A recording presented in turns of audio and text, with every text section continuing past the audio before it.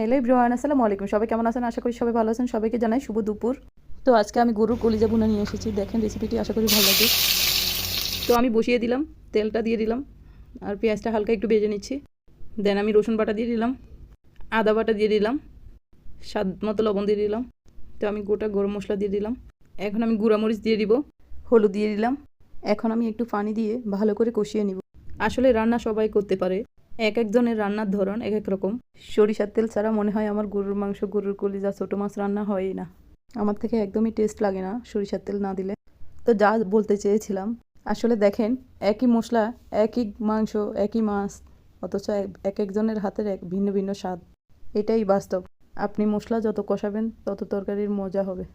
তো যাই হোক, আমার এখানে গরুর কলিজা কষানো শেষ। এখন আমি মশলা দিয়ে দিচ্ছি, জিরা আর ধনিয়া গুঁড়া। এখন আমি ঢাকনা দিয়ে ডেকে দিব। তো আমি গরুর কলিজার সাথে 4-5টা আলু দিচ্ছি, কারণ আমার বাচ্চারা আলু খুব পছন্দ করে। এখানে আপনারা কিন্তু দেখেন, আমি একটুও পানি দিই নাই এখন পর্যন্ত। তো আমার কষানো সম্পূর্ণ হয়েছে। এখন আমি আবার আসলাম, পানি দিয়ে দেবো। তো এখন আমি ভালো করে নেড়ে চেড়ে ঢাকনা দিয়ে আবার ডেকে দিব। তো আমি এখন আবার আসলাম, দেখেন আমার তরকারি প্রায় হয়ে আসলো। এখন আমি টমেটো দিয়ে দিব। এখন আমি আবার ঢাকনা দিয়ে ডেকে দিলাম। তো দেখেন, এখন আমার গরুর কলিজা ভুনা কমপ্লিট হয়ে গেছে। এখন আমি সার্ভ করব। তো আপনারা আমার ভিডিওটা কে কোথা থেকে দেখতেছেন সেটা কমেন্টে জানাবেন। আর আমার ভিডিওটা যদি ভালো লাগে, লাইক কমেন্ট শেয়ার করে দিবেন প্লিজ। অবশ্যই মনে করে ফলো দিয়ে দিবেন। আল্লাহ হাফেজ। আসসালামু আলাইকুম রহমতুল্লাহ।